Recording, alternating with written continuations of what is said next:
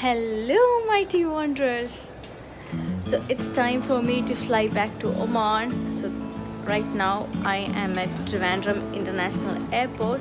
Came a bit early today, so we got lots of time left. So we thought to access their newly opened bird launch. You need a visa card for the access, or you need to pay. So just come over and have a look if your visa card is accessible, and you can enjoy their facilities. They got breakfast, buffet breakfast, and sit back and relax, as well as you can charge your phone, laptop, whatever it is. So before you have a hectic flight, just sit back and relax. So my baby is gonna give me a tough time in the flight, so before that I need to have my breakfast and a bit of relaxation. Let's go inside and see what they have for us. So let's go.